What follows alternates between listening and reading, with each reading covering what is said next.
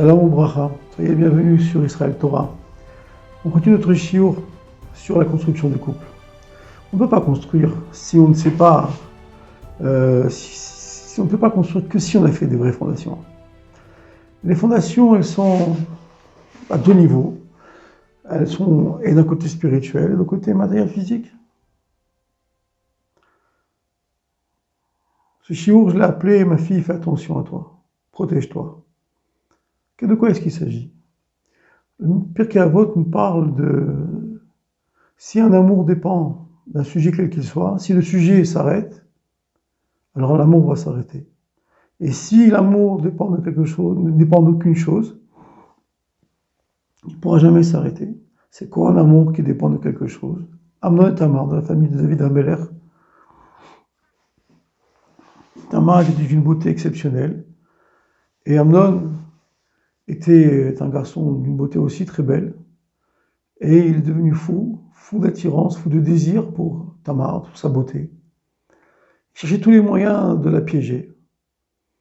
Et finalement, il a eu l'idée de demander à quelqu'un, serviteur du palais, de dire à Tamar de venir lui préparer des gâteaux et de les lui apporter. Et dès qu'elle les lui a apportés, il a mangé soi-disant les gâteaux, puis finalement il a sauté sur elle. Pachout, il l'a violée. Voilà, c'est simple. Et une fois qu'il a eu ce qu'il voulait d'elle, il l'a insultée, il l'a maudite, il l'a jetée comme une moins que rien. Et on imagine la suite. Avshalom a attendu le temps qu'il fallait, c'est-à-dire plusieurs mois. Et au moment où on s'y attendait mal au moins, on croyait que Avshalom avait oublié tout. Il a pris Amnon et il l'a tué. C'est tout. Touche pas à sa sœur comme ça. Ça, c'est une chose qui est un amour qui dépend d'un sujet en l'occurrence la beauté d'une femme. Le problème est que c'est pas seulement cette histoire-là. C'est pas seulement le sujet de cette beauté de Tamar, qui était une splendide apparemment, mais c'est souvent que ça se repasse encore. Alors, j'ai entendu beaucoup d'histoires, et je sais que je n'ai pas autant d'expérience et de connaissances des choses qu'on me raconte, comme les grands rabbins, et ils entendent des choses, hein. Ça va loin, ça va très très loin. C'est très souvent que ça arrive. Mais le pire, c'est pas ça. C'est pas seulement dans les histoires, on va dire, qui se passent avant un mariage. Ça se passe dans le mariage. Quand les gens sont mariés, eh bien, aujourd'hui, il y a déjà pas mal de gens qui se sont mariés parce qu'ils ont eu déjà des expériences nucléaires avant le mariage. Et ils ignorent ce qui se passe. Alors ils s'aiment, ils ont trouvé un goût l'un pour l'autre. Ils ont l'attirance. Autant de la personnalité du nefesh, de la neshama, que du corps. Alors ils disent on va se marier. Mais il y a un point qu'ils ne savent pas. Et je vais vous donner un exemple qui m'a semblé le plus proche de la vérité que je vois devant mes yeux. C'est que c'est comme une citerne, une grande citerne, un grand tonneau, plein de vin, de bon vin.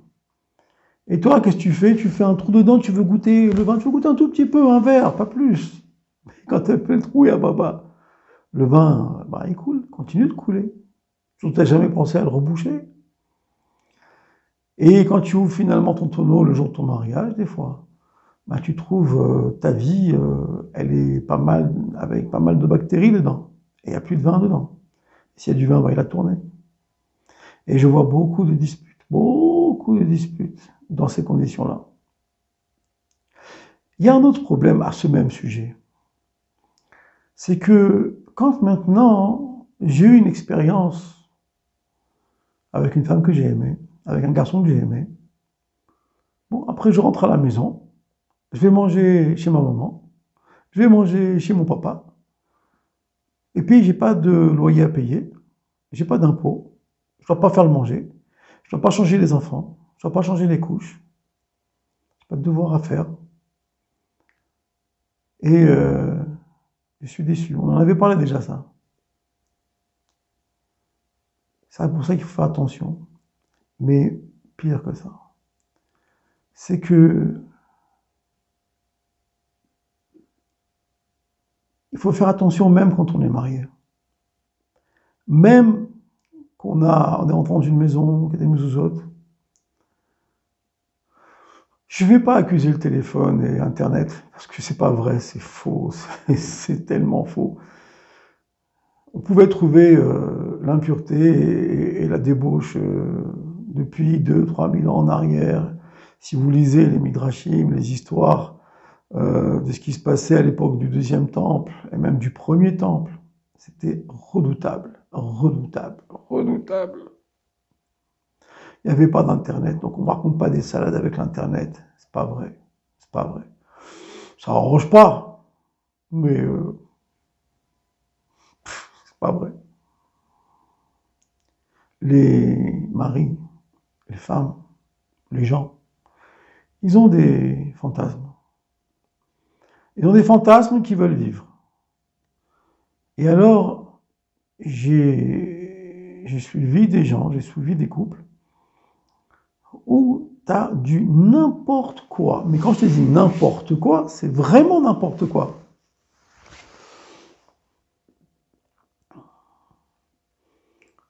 Pas d'horaire, pas de conscience des gens réveillés,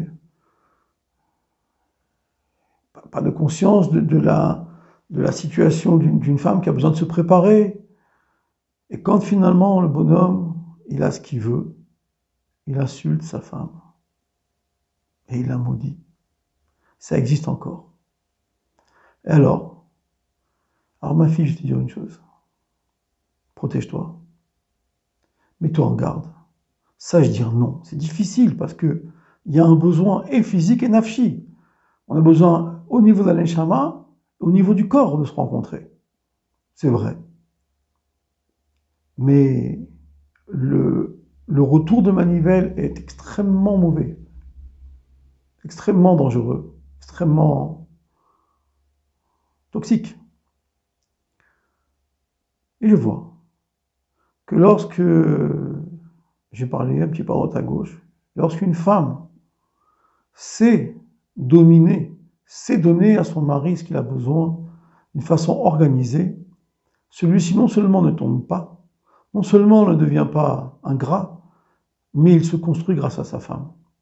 Alors j'ai parlé avec des gens qui m'ont dit, des femmes qui m'ont dit, mais j'ai pas envie de l'éduquer. Ah bon, t'es sûr? Réfléchis bien avant de me dire je veux pas. Rabbi Rayat s'est dit, ton premier enfant, c'est ton fils, c'est ton mari. Mais je suis pas sa mère. Si tu es sa mère, on en a déjà parlé. Ça veut dire, mon épouse était allée à un shiur de Madame Asimov, qui avait enseigné directement franco-frontal, en disant, mesdames, vos enfants, vos garçons ne sont pas éduqués, vos maris ne sont pas éduqués, c'est à vous de faire le travail. Je ne sais pas si vous voyez ce que je suis en train de vous dire. Alors, le travail n'est pas fait. Parce qu'en vérité, ici, ce qui se passe, il y a toute chose à faire et un mari doit savoir que, de la même façon qu'Abraham Avinu a dû écouter Sarah, un homme a besoin d'écouter sa femme. Et une femme doit savoir qu'elle doit construire son mari sur terre, puisqu'un homme, on l'a déjà dit plusieurs fois, il est du ciel. Il ne connaît rien de ce qui se passe sur terre. Donc, je vais vous dire honnêtement, j'attends vos questions, j'attends vos retours, pour qu'on puisse aller plus loin dans le shiur. Mais c'est ça le principe. Ma fille, fais attention à toi. Construis ta maison. Sache dire oui, sache dire non. Et sache une chose, qu'un homme, et j'en ai vu beaucoup d'histoires, j'en ai vu beaucoup d'histoires, je ne rapporterai pas ici, j'ai peur de vexer quelques personnes. Quand une femme dit non, son mari, il a beaucoup de cavote pour elle. C'est pas un non dont je vais te faire souffrir, non, c'est pas ça, c'est attention, attention, attention. Pas comme ça, pas de cette façon. Sache me recevoir, sache m'aimer, sache me laisser me préparer. Ça fait 30 ans qu'on est mariés, et alors? Il me faut, dans ma tête, une femme a besoin de se préparer intellectuellement et physiquement pour recevoir son mari. Et que l'union, c'est une union qui lui permette de s'élever. Pas dire non pour faire souffrir l'autre. Ceux qui font ça, c'est des gens méchants. Mais savoir que c'est ta femme, c'est ton mari. Et il y a tout ce travail-là à faire. Une fille m'a dit, j'ai pas envie de faire ce travail. Bon, elle vient pas te plaire chez moi. Je t'explique qu'on a besoin de travailler. Travaille. Il n'y a pas de magie chez nous. Chez nous, il n'y a pas la magie. On nous demande de comprendre qu'on va y aller étape par étape. Cette conscience, elle est constructrice. Elle permet de fonder le monde. Et ce qui sort de là, ce sont des enfants extrêmement puissants, extrêmement forts dans leur morale et dans leur corps et dans leurs convictions. Quand ça se passe de cette façon-là, on est sûr d'avoir toutes les brachot du monde. Le Rabbi il dit que la source de toutes les brachot, c'est l'union entre un homme et son épouse, bien faite, avec. Et l'intellect, laisser le temps à une femme et à un homme de se préparer qu'ils vont s'unir. Et ça prend du temps, on en parle, même la veille, même l'avant-veille. On n'est pas obligé d'être comme des animaux, au contraire. Et de façon à ce qu'il y ait une réelle élévation, donc au niveau du mental et au niveau du physique. Et là, dans ces conditions, quand on a eu le mental et le physique, Yud et He, ce sont le mental, les deux premiers noms de Dieu, et Vav et He, le corps de l'homme et le corps de l'épouse, ça fait Yud Ke Vav Ke. Donc on a construit le nom de Dieu entre ces deux-là, et les enfants viennent extrêmement puissants. Que Dieu vous bénisse, que Dieu nous bénisse tous, qu'on soit méritants par le couple de recevoir le Mashiach. Bonne semaine.